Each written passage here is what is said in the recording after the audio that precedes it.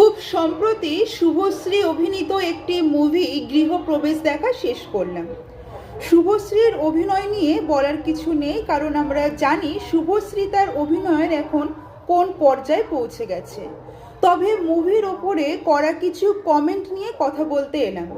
বিশেষত মেয়েরা সেই মুভিতে কিছু কমেন্ট করেছে। এই ধরুন, যেমন বলেছে, আচ্ছা এই মুভিটাতে পুরুষ আনা কি খুব দরকার ছিল? শুভশ্রীর জীবনে একজন পুরুষের এন্ট্রি কি ভীষণ দরকার ছিল? নক নক, ইয়েস, দরকার ছিল। শুভশ্রীর জীবনে একজন পুরুষ আনা দরকার ছিল। মুভিটাতে একটা পুরুষের ভূমিকা দেখানো দরকার ছিল। আচ্ছা, নিঃসঙ্গতা কি? নিঃসঙ্গতা আশীর্বাদ না অভিশাপ?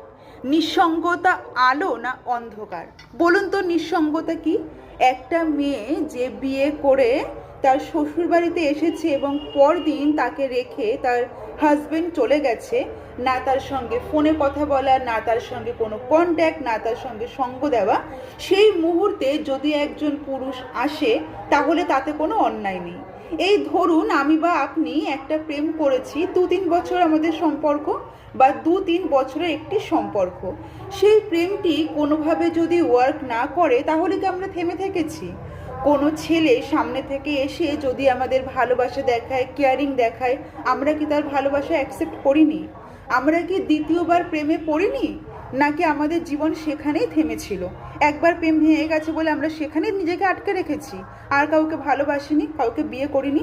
তাহলে মুভিতে একটা পুরুষের এন্ট্রি দেখানো বা শুভশ্রীর জীবনে একজন পুরুষের প্রবেশ ঘটানোটাতে অন্যায় কিছুই ছিল না। সেটা একান্ত আমার মনে হয় মুভিটাতে বা ওই মুভিটাতে শুভশ্রীর জীবনে একজন পুরুষের ভূমিকা দেখানোটা অন্যায় ছিল না। ধন্যবাদ।